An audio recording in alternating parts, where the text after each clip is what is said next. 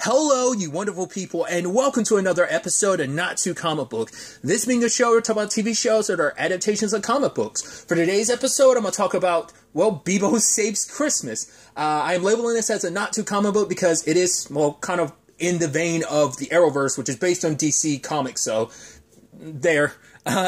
But it was a really neat and kind of heartfelt little Christmas special. When the opening happened, I was like, wait, that announcement, I was like, is that Victor Garber? I was like, it sounds like Victor Garber. It is Victor Garber. But at the time, I was like, is that Victor Garber as an announcer? Or is that Victor Garber as Stein as the announcer? But it turns out he's just the announcer. And then Beebo takes over. It's actually really sweet, and a lot of the songs are catchy, especially like the na-na-na-na-na-na-na-na-na. Like that Beebo song, I'm like, oh, it's super catchy, and it's super long, but it is interesting. Like, he's all about the holidays, but like some of his friends, you know,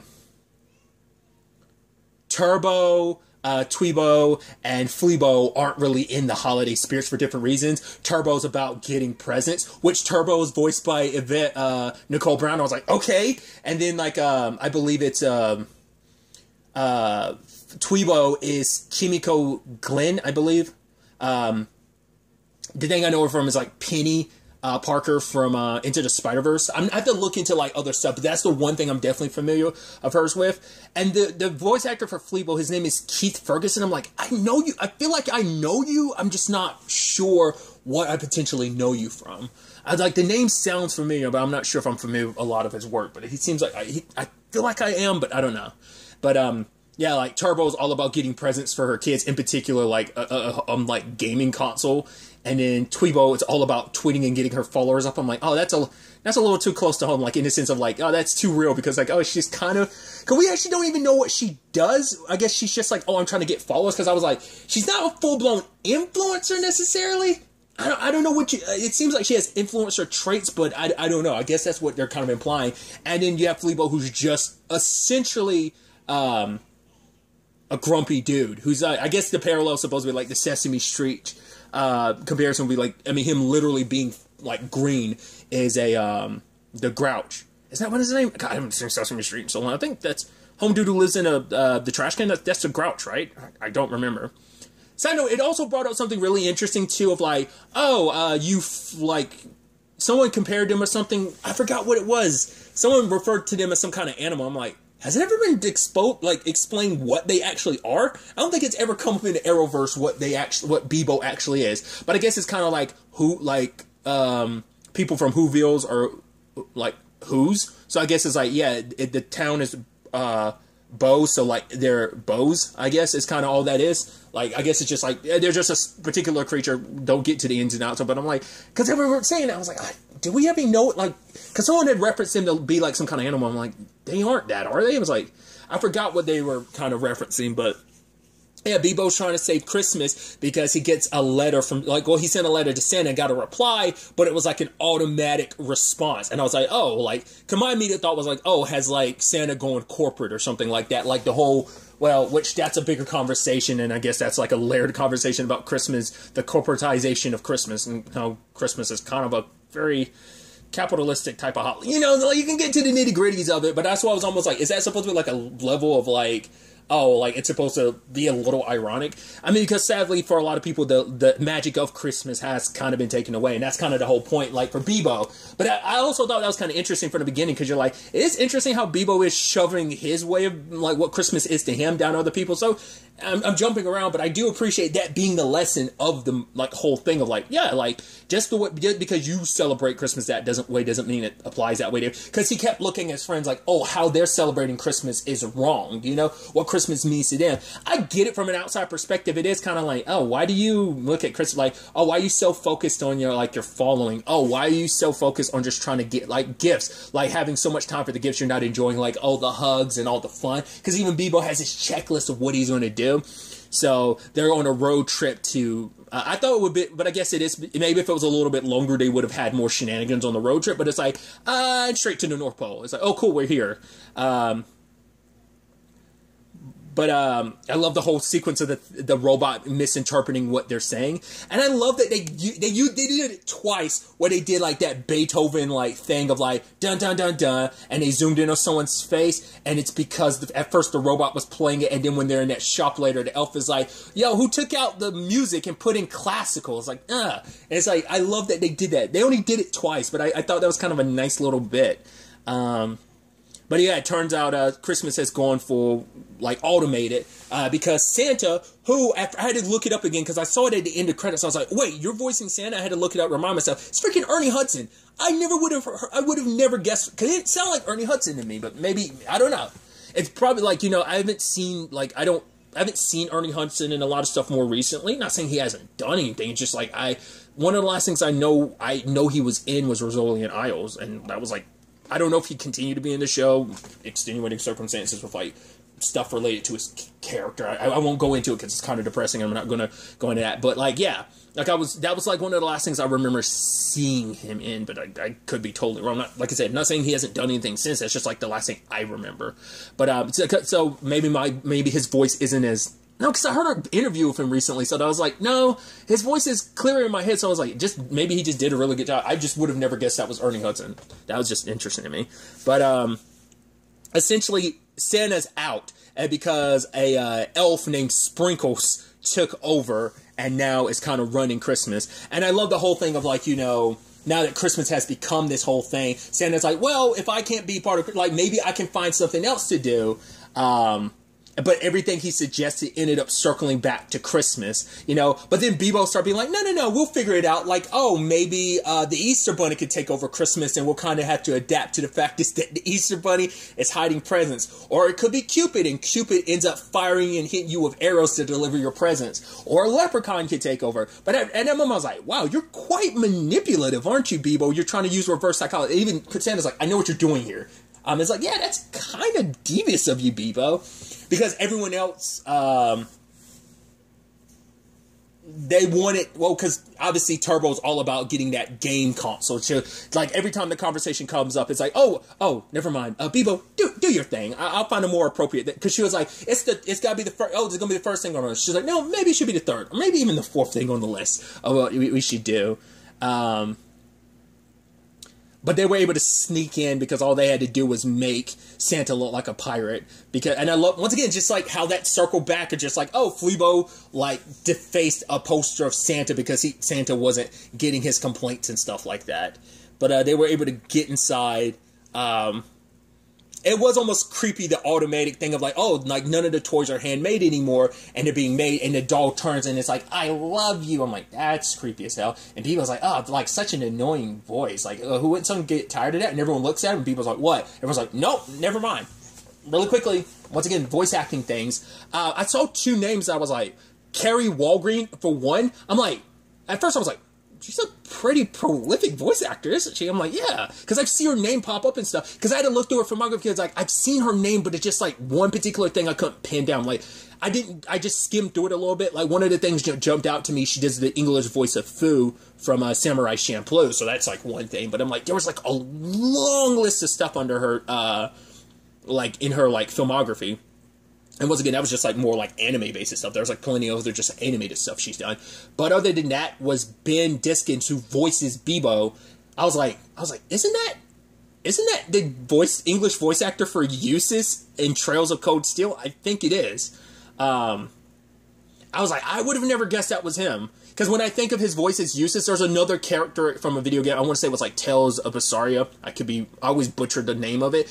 But he plays one of the main characters in that. And his voice in that is very similar to the voice he does for Eustace. So that's how I recognize his voice. So like this, it sounded way different. So it kind of took me, caught me off guard. But I like I said, it's just kind of just cute. I like the whole bit about being able to recognize Santa because they have merchandise that they're selling that happens to look like him as a pirate. He's like, huh, what are the chances of that? Which Sprinkles is voiced by Chris Kattan, and as well as Elfie Mark V, the robot.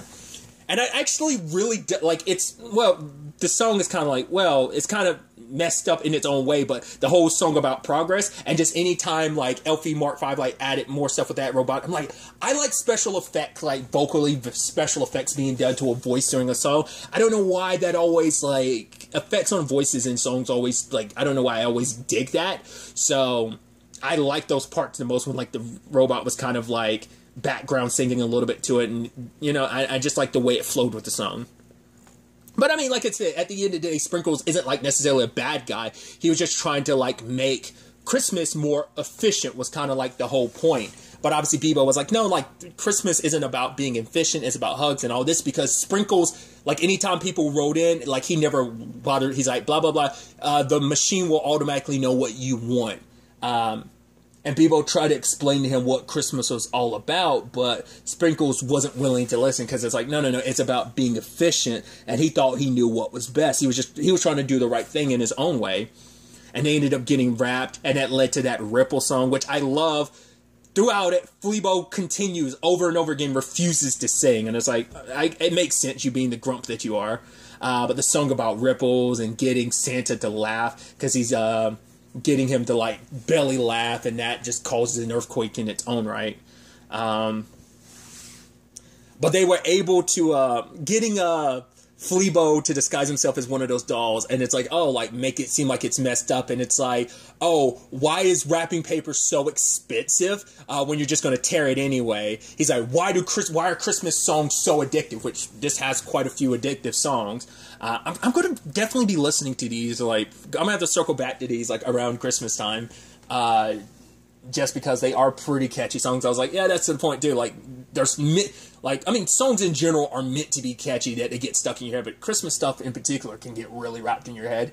But I also love, like, the real hard-hitting question, is a candy cane red with white stripes or white with red stripes? I was like, yo, 29 years old, never thought about that once in my life. I'm like, that's the hard-hitting question.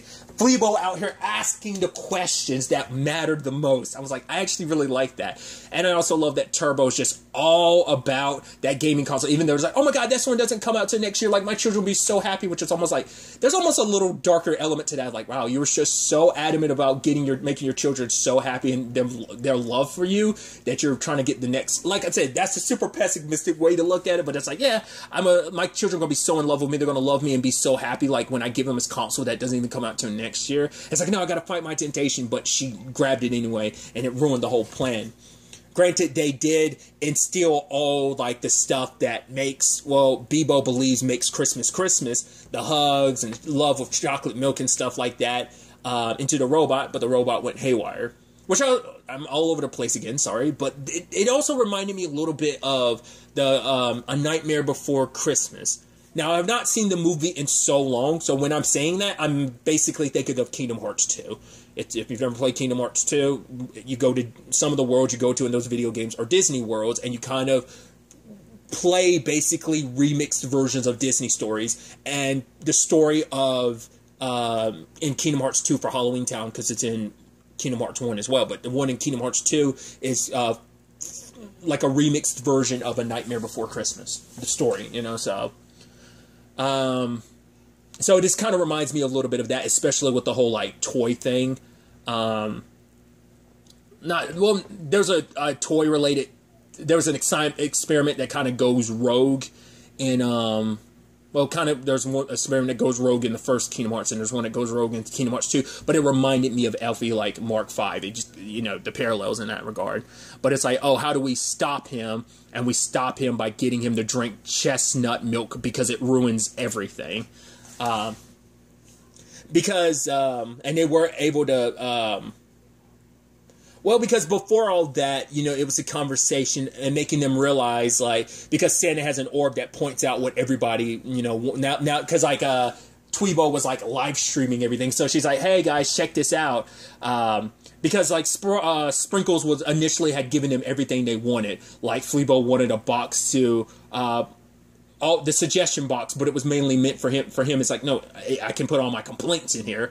Tweebo got all of her, like, you know, she's like, oh my god, because of this app of Sparkles, I got access to, like, his millions of followers, and now I'm at 1 million followers, And Turbo finally got the console she wanted, even though later on she tries to get the newest version of it.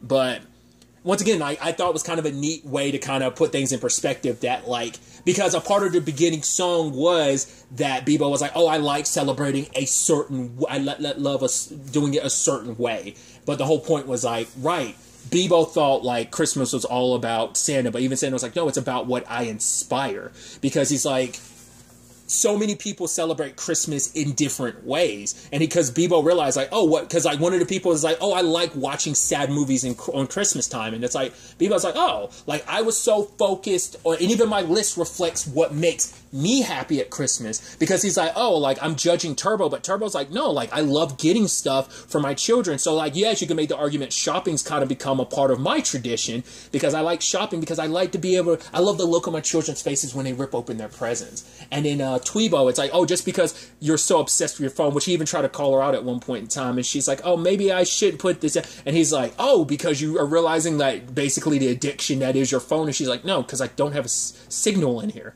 But it's like, she uses her phone because it's how she stays connected with people, not just people like on the web, but also her family, because they live far away. And then Fleebo, you're just a grump. He's like, yep, you're right, I am. So that was interesting. But yeah, it's just like everyone has their own traditions and everyone celebrates Christmas in its own way, because Christmas isn't just one feeling of like happiness. It can be joy, it can be sad, it can be a mixture of everything. Like Christmas is about embracing all those traditions and all those feelings, you know?